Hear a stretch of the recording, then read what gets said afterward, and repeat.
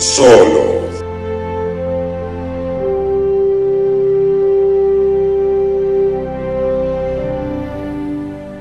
Yo, salut à tous et bienvenue dans cette petite vidéo qui va être ce soir consacrée à Kaamelott Volet 2, partie 1 d'Alexandre Astier, avec Alexandre Astier, composé par Alexandre Astier, monté par Alexandre Astier, d'une idée d'Alexandre Astier, et voilà. Donc, pour ceux qui étaient là il y a 3-4 ans sur la chaîne, on avait fait la critique du premier épisode, on fait un petit retour vite fait.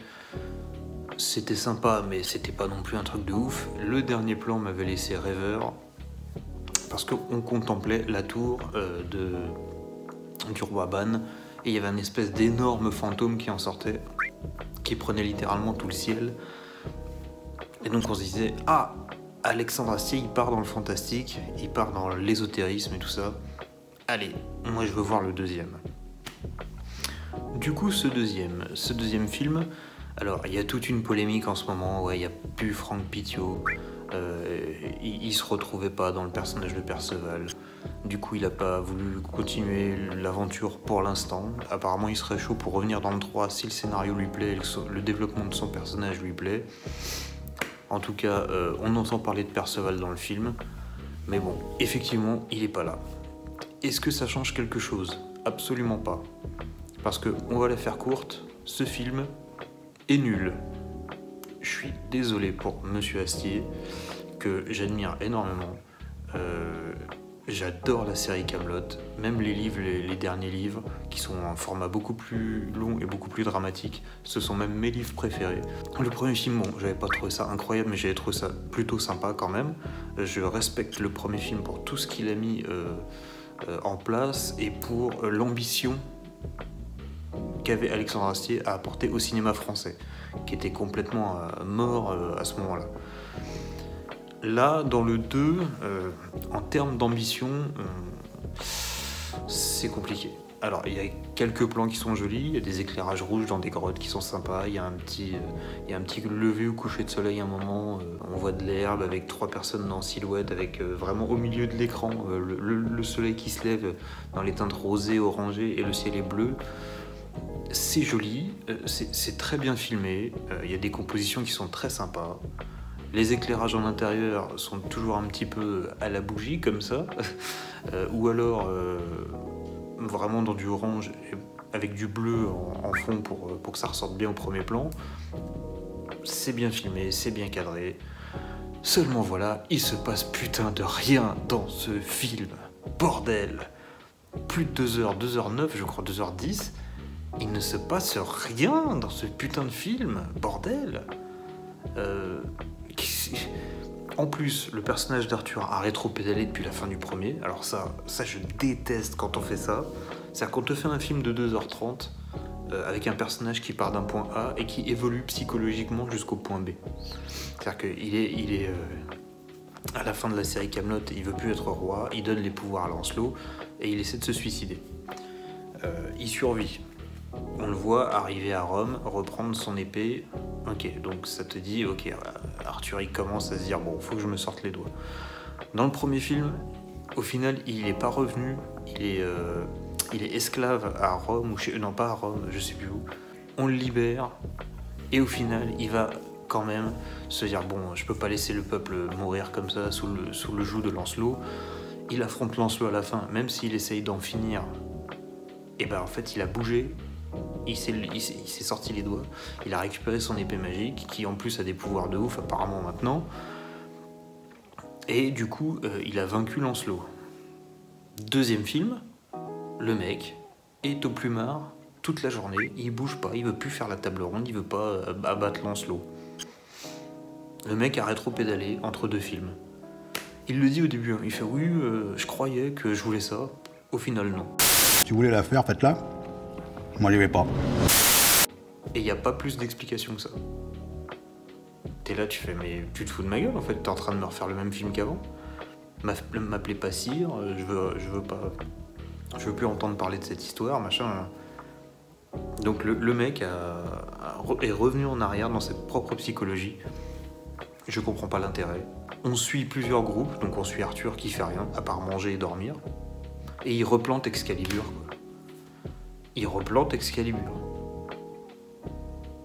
Alors, il a peur du nouveau pouvoir d'Excalibur, ok, qui est symbolisé par le tonnerre. Il a peur du tonnerre parce que c'est le courroux divin, et quand il sort Excalibur, ça fait des éclairs et tout machin. Il a peur d'Excalibur, qui n'est plus représenté par le feu, mais par l'électricité. Donc il replante l'Excalibur, parce que voilà. Mais il l'a déjà fait dans la série. Et dans le film, il revient, dans le premier film, il revient, il la reprend, et voilà. Et là, il la replante encore. Non, c'est bon, tu vas nous le faire combien de fois, le coup, là? Surtout qu'il y a un sketch où il la remet aussi, dans les premières saisons, pour la ressortir, et que tout le monde fasse « Oh, génial !» et tout. Ça fait 3 fois dans l'histoire de Kaamelott que le mec, il replante l'épée, quoi. Donc bon, ça commence à faire beaucoup. Et donc on suit plusieurs groupes. On va suivre, donc, comment il s'appelle, Arthur qui fait rien, ses beaux-parents carmélites qui essayent de remonter une table ronde mais qui veulent pas partir à l'aventure, 3 groupes de jeunes, un qui part chasser le dragon, on sait pas qui c'est, on en a rien à foutre, et les 2 autres qui sont frères et cousins. Il y a un groupe, ils marchent dans les bois et ils reviennent au point de départ, et l'autre, on les voit pas et ils reviennent au point de départ. On va suivre Lancelot, qui est dans sa tour tout seul, qui fait des cercles avec des araignées, qui retrouve Méléagant. Alors putain, moi j'ai vu Méléagant, je me suis dit, ah putain, trop bien. Il sert à rien. Il est devenu comique, alors que c'était un personnage sinistre, Méléagant. Là, il est devenu comique. Ok. Bah du coup, ouais, on va en parler. Lancelot, son histoire de fantôme, là, ça sert à rien. Ça sert à rien. On le voit 2 ou 3 fois dans le film, il ne sert à rien. C'est un fantôme con. C'est un fantôme con. Donc tout le côté grandiose et tout qu'on a vu à la fin du premier, le côté un peu flippant et tout, nul. C'est un fantôme con. C'est-à-dire qu'en fait, il fait comme ça, et dès qu'il apparaît, il regarde à gauche, à droite. Et Lancelot, il fait père, c'est moi, je suis là et tout. Et au bout d'un moment, Méléagant, il arrive, il fait non, mais c'est le fantôme de votre père, il était con comme une meule. Donc voilà. À un moment, dans son château, il y a un envahisseur qui est venu, il a dit c'est mon trône. Et votre père, il a dit ah bah je savais pas, et il est parti aux champignons. Et c'est ces soldats qu'on lui a rattrapé pour lui dire bah non, mais il vous vole votre château, faut le bouger, quoi. Et je vous jure, c'est comme ça, hein. Donc c'est écrit comme ça. Et du coup, bah voilà, donc c'est le fantôme géant de ce mec-là. Donc le fantôme, il sert à rien, il sait même pas se diriger, il est con. Tu peux pas communiquer avec lui. Et après, t'as comment il s'appelle, Saint-Bernard. T'as un espèce de démon qui apparaît à ce moment-là, qui veut tuer Lancelot. Il le cherche 30 secondes et il se barre.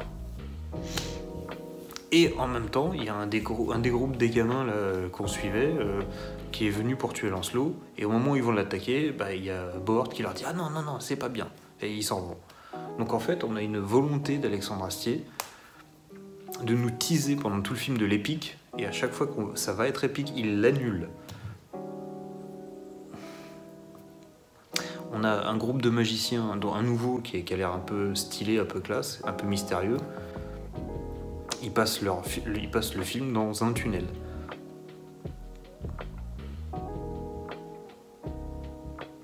On a qui d'autre? On a le groupe de Caradoc, qui passent leur temps à faire la vaisselle. Et à la fin, ils prennent un bateau et ils se font capturer. Voilà. Quand je vous dis qu'il se passe rien dans le film, il se passe rien. Et on a une temporalité qui est complètement aux fraises dans le film, c'est-à-dire que on va suivre tous ces groupes en même temps. Donc t'as un groupe qui va dire bon, on va chasser Lancelot. Apparemment, Lancelot, il est à 10 minutes de Kaamelott, enfin de la Carmélide. Parce qu'ils font l'aller-retour tranquille en même pas une nuit, donc il est pas très loin. En même temps que tout leur périple, donc d'aller en une nuit chez Lancelot et de revenir le lendemain, en même temps que ça, t'as un groupe qui a fait 2 mois et demi de bateau. Ok. T'as un groupe qui est parti en Irlande, parce qu'il y a des aurores boréales, non, mais c'est en Norvège même, je sais pas où, en Finlande, il y a des aurores boréales, donc allez, on va dire en Islande, allez, pour être gentil, pour pas aller trop loin. Et en même temps que ça, tu suis Merlin et son groupe de magiciens dans les tunnels. Donc en parallèle, t'as un mec qui fait un aller-retour, enfin un groupe qui fait un aller-retour en une nuit, 3 magiciens dans une grotte, des mecs qui vont en Islande et des gens sur un bateau. La traversée dure 1 mois et demi. Sur la même temporalité. Ah, et un groupe qui va en Orcanie et qui revient. Et t'es là, tu fais, mais... Comment c'est possible ? Comment c'est possible que tu me fasses un montage parallèle avec des gens qui font un aller-retour en une nuit et des mecs sur un bateau depuis 1 mois et demi ? Ça n'a aucun putain de sens. Et surtout à la fin, donc t'as le groupe de Caradoc qui fait 1 mois et demi de bateau, ils se font capturer, ils envoient un message à Arthur pour leur dire ouais, ils se sont fait capturer. Donc le temps que le message il arrive, voilà.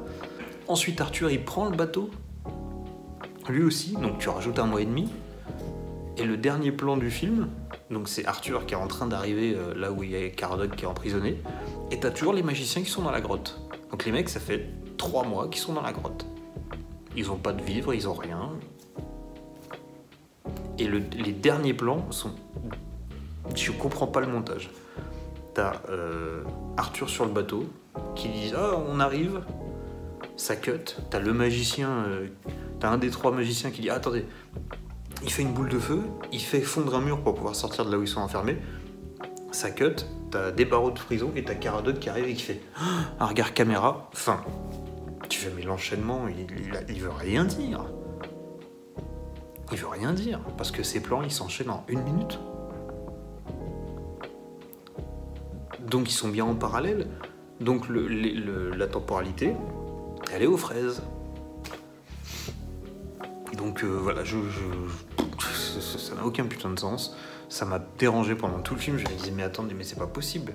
Eux ils sont sur le bateau, eux ils sont dans le tunnel, eux ils sont en Islande, eux machin. Et ils sont tous partis le même jour.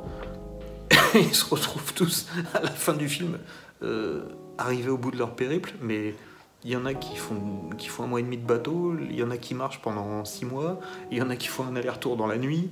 Tu fais mais ça peut pas être géré en même temps tout ça. Ça ne peut pas être géré en même temps. L'intro du film qui est ultra classe. C'est du coup, t'as les ruines de Camelot avec ce nouveau magicien là, je sais plus comment il s'appelle. On va l'appeler Didier. T'as Didier qui arrive, il a une grande cape rouge et tout, il a un bâton stylé avec un serpent au-dessus. Il tape son bateau au sol et ça fait une espèce d'onde de choc et tout qui fait virevolter les oiseaux au-dessus des ruines. T'as un plan zénithal sur les ruines de Camelot où tu vois les oiseaux qui contournent les ruines, qui est plutôt stylé. Et ça, c'est les 30 premières secondes du film, tu fais ah, ça va être stylé quoi. Voilà, c'est le dernier truc épique que j'ai vu dans le film. Voilà.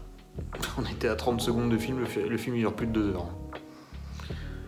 Je me suis fait chier, j'ai regardé l'heure tellement de fois pendant le film, tellement il se passe rien. Ben c'est simple, dès que t'es avec Arthur, il bouffe, il est à la table, il bouffe. Et un truc insupportable, alors ça marche dans la série parce que ça dure 3 minutes, et il y a plein de situations qui s'enchaînent, mais alors là, toutes les scènes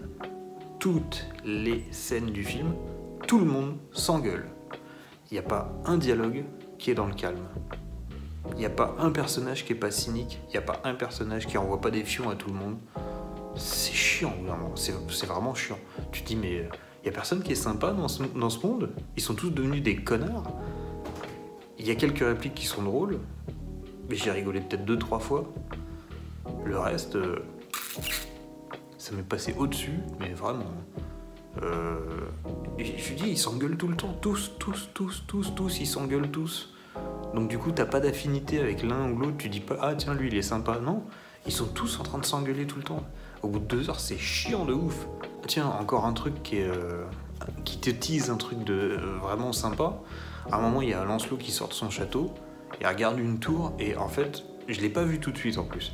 T'as une espèce de tour brisée, il y a un bout qui est cassé dans l'ombre, et en fait, si tu regardes bien, tout en haut de la tour, il y a 2 yeux, et t'as des grandes pattes d'araignée qui sortent de l'ombre et qui s'accrochent sur la tour. Et j'ai mis genre peut-être une bonne seconde avant de le voir, peut-être 2, et je me suis dit putain, il y a une araignée géante. Et hop, les pattes elles bougent, et l'araignée se camoufle dans l'ombre. Et tu te dis, waouh, il a mis une araignée géante. Ça cut sur Lancelot qui fait, vous avez vu, il y a une araignée géante, ça revient, et il n'y a plus rien.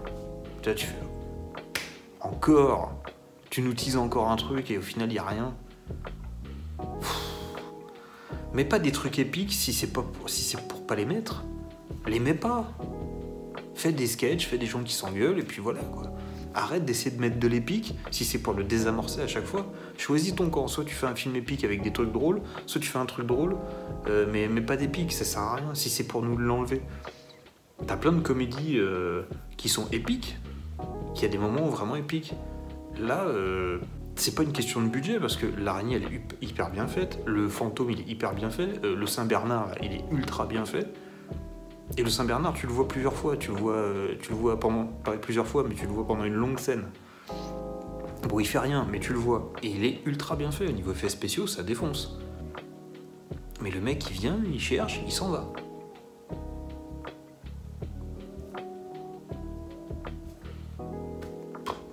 Pareil, on te dit, on va chasser le dragon, je sais pas quoi. Les mecs, ils se tapent 800 000 km de marche. Ils arrivent là-bas, ah ben il n'y a plus de dragon, il est mort. T'es sérieux? T'es sérieux? Tu nous teases un dragon? Par en dessous le film, ils y arrivent et il n'y en a pas. Ça fait beaucoup là, non? Et évidemment, vous doutez bien qu'il n'y a pas d'affrontement contre Lancelot, que ce soit de la part d'Arthur ou que ce soit de la part des trois qui veulent l'attaquer, parce qu'évidemment, il y a Bord qui arrive pour les arrêter. Donc, non. Franchement, une déception, mais vraiment, comme j'en ai rarement vu au cinéma, je me suis rarement autant fait chier devant un film. Il n'y a pas grand chose pour le sauver, vraiment. Il y a des belles musiques. Il y a même un petit côté un peu Indiana Jones à la John Williams, quand ils sont dans les tunnels avec Merlin et tout ça. Quand ils découvrent une espèce de salle avec plein de trucs, il y a un petit côté John Williams, Indiana Jones. Je pense que c'est voulu vu que Astier il aime beaucoup John Williams. Mais alors le reste, bon, les costumes sont sympas, les décors vraiment cool. La nouvelle forteresse en bois là, franchement je trouve qu'elle ressemble à rien, que ce soit de l'extérieur ou de l'intérieur. Et puis même, genre t'as des personnages qui reviennent pour 3 minutes. Tu dis, est-ce que c'était vraiment nécessaire de les mettre? Genre Alain Chabat, genre Clovis Cornillac. Il y a Virginie Ledoyen qui rejoint le casting parce qu'elle remplace l'actrice qui jouait la belle-sœur de la demi-sœur d'Arthur. Je sais pas pourquoi. Mais en tout cas, voilà, elle reprend le rôle et elle le fait plutôt bien. Donc elle passe bien. Parce qu'elle avait l'ancienne actrice avait un jeu très serré, très froid, avec une colère contenue. Et Virginie Ledoyen le restitue bien, le personnage. Ouais, voilà, t'as le retour de certains persos. Tu sais pas pourquoi ils sont là, quoi. Genre, enfin bref, il y a aucun personnage qui m'a paru sympathique. Arthur, il m'a gonflé. Il y a Alexandre Astier qui est assez fier, apparemment, du monologue d'Arthur quand il essaie de motiver ses troupes à partir à l'aventure. Comme ça arrive au bout d'1h30 et qu'il se passe rien avant ni après, en fait ton monologue il sert à rien, quoi. Alors peut-être que oui, tu trouves qu'il est bien écrit.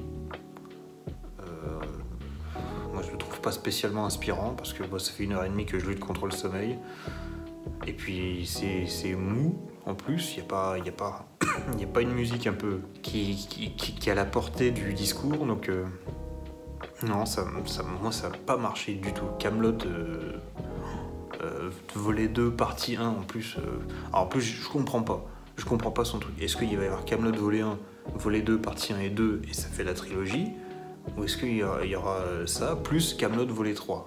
Je comprends pas son truc.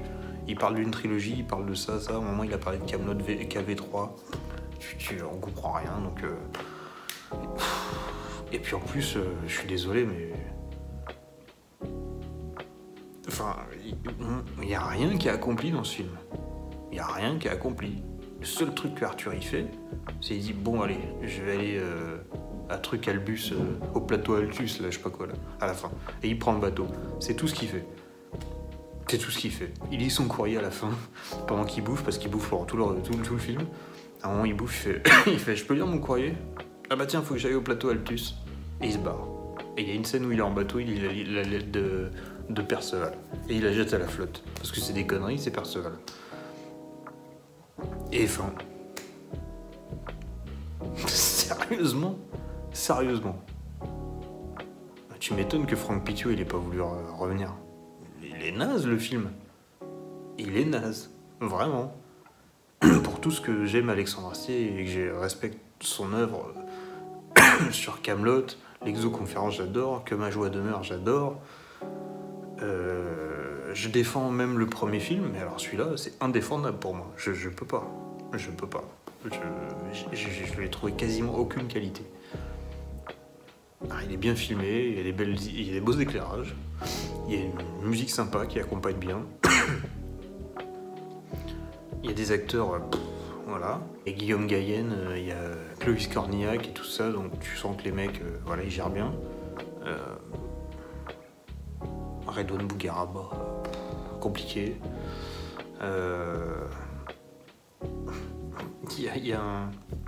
Il y a deux cousins ou deux frères qui veulent s'entretuer. Le plus vieux, c'est clairement un des fils d'Astier. Il parle exactement de la même façon, donc c'est clairement son fils. Mais alors le reste... le groupe de jeunes qui part en Islande, là, avec l'Asiate à la fin. Quelle horreur. Tout ce segment-là, inutile. Inutile. Tu l'enlèves du film, ça ne change strictement rien. Donc voilà, je vous laisse là-dessus. Je suis très déçu de ce film que j'attendais, notamment à cause du fantôme, là, à la fin du premier. Je me suis dit, waouh, on va avoir enfin un truc épique. Mais je suis désolé, dans le premier, il y avait de l'épique. Hein. La bataille des Burgondes, à la fin, c'est quand même épique, quoi. Là, il n'y a rien. C'est vide. Il se passe rien. Il se passe rien. Voilà. Donc, voilà. Je vous laisse vous faire votre propre avis. Je vous laisse me dire ce que vous en avez pensé dans les commentaires. Si vous avez aimé le film, je vous jure, c'est pas méchant, c'est pas du troll. Mettez-moi dans les commentaires pourquoi vous avez aimé. Qu'est-ce qui a fait que vous êtes rentré dedans? Parce que moi, vraiment, j'ai regardé l'heure 6-7 fois pendant le film. Je comprends pas, il se passe rien. Donc, au niveau de la temporalité, j'ai peut-être loupé un truc. Dites-moi comment c'est possible que tu suives en même temps des gens qui passent une nuit dans une grotte, des gens qui font l'aller en Alaska, en Islande, et des mecs qui font 3 mois de bateau. Faut m'expliquer. Faut m'expliquer parce que moi je comprends pas. Voilà. Donc voilà, j'attends vos retours et je ne vous conseille absolument pas Kaamelott, partie 2, volet 1, volet 2, partie 1, X au cube, voilà. Adieu les manches.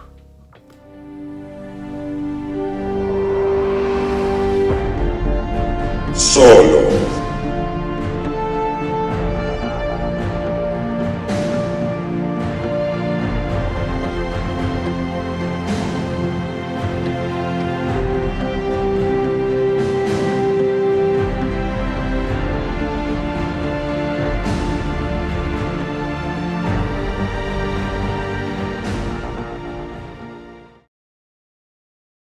Donc, C'est de la merde.